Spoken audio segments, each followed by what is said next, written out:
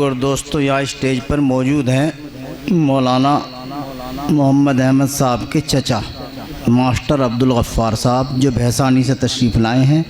چند منٹوں کے لیے وہ بھی اظہار خیال فرمائیں۔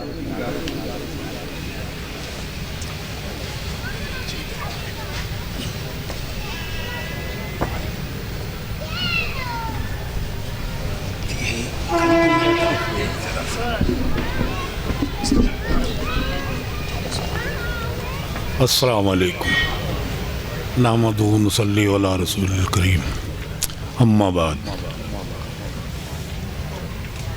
بزرگوں اور دوستوں،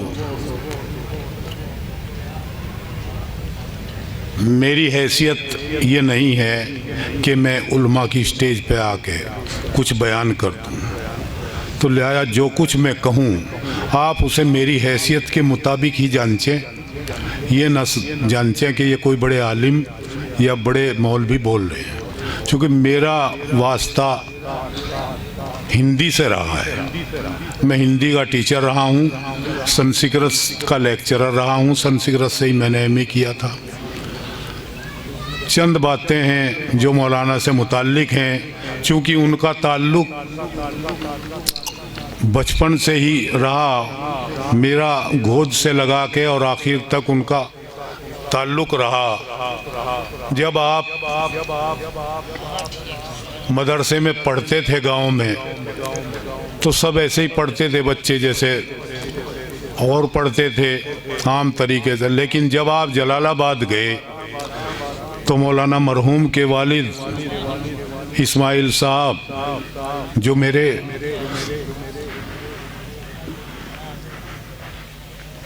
بڑے بھائی ہوتے ہیں، انہوں نے کہا کہ یہ تو دین کی تعلیم حاصل کر رہا، اور علماء دین کے تو بڑی بڑی تقریر کرتے ہیں، بہت بولتے ہیں، یہ بہت خاموش رہتے ہیں، کیا ہوگا؟ تو میں نے انہیں جواب دیا کہ ایسا کچھ نہیں ہے، یہ کوئی پہچان نہیں ہے، کہہ رہا ہے جوش دریا سے سمندر کا سکون، جتنا جس کا ظرف ہے اتنا ہی وہ خاموش ہے۔ وہ میری باتوں سے انہیں تسلی ہوئی۔ آپ وہاں سے مولویت کر کے آئے، آپ اس وقت حافظ نہیں تھے، آپ نے آ کے ایک مسجد میں قیام کیا، گھر کی بھی پرواہ نہیں کی۔ ساتھیوں نے بتایا کہ مولانا محمد احمد صاحب تو اب حافظ بنیں گے، یعنی تنزیہ کلام سے ہنستے ہوئے کہ اب حافظ بنیں گے، پہلے مولوی بنے۔ تو میں نے انہیں کہا کہ جس پہ دنیا ہنسی ہے اس نے تاریخ لکھی ہے، اور اللہ تعالیٰ نے وہ بات میرے دل کی پوری کر دی۔ آپ نے بڑی محنت کی۔ ویسے تو بسم اللہ الرحمن الرحیم الحمدللہ رب العالمین، سب تعریفیں اللہ کے لیے، کوئی آدمی اس بات کو تعریف میں نہ لے کے جا، لیکن ایک آدمی کے محنت، ہمت اور حوصلے کو بیان کرنا اور اس کی داد دینا یہ کوئی غلط بات نہیں، اس سے بہت فائدہ ہوتا ہے، دوسرے آدمیوں کا حوصلہ بڑھتا ہے، کام کرنے کا موقع ملتا ہے۔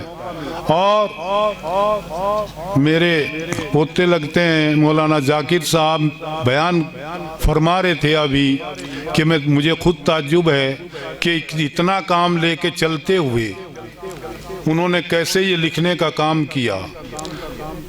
تو نہ شاخے گل ہی اونچی ہے، نہ دیوارے چمن بلبل، تیری ہمت کی کوتاہی تیری قسمت کی پستی ہے۔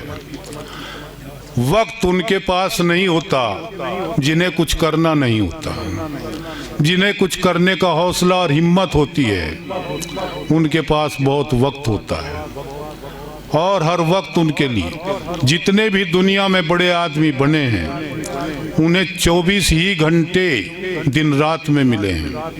اللہ تعالیٰ نے دنیا میں جتنی بھی مخلوق بیان کر رہا تھا کہ کسی کو بھی ایک سا نہیں پیدا کیا ہے، ایک سی چیز نہیں بخشی ہے اللہ تعالیٰ، صرف ایک چیز سب کو برابر دی ہے، دن اور رات میں 24 گھنٹے سب کو برابر دیے ہیں، چاہے کام کرنے والا ہے یا نہ کرنے والا ہے، غریب ہے، امیر ہے، عقل مند ہے، بے وقوف ہے، سب کو وقت برابر دیا ہے، شرط اس سے کام لینے کی ہے۔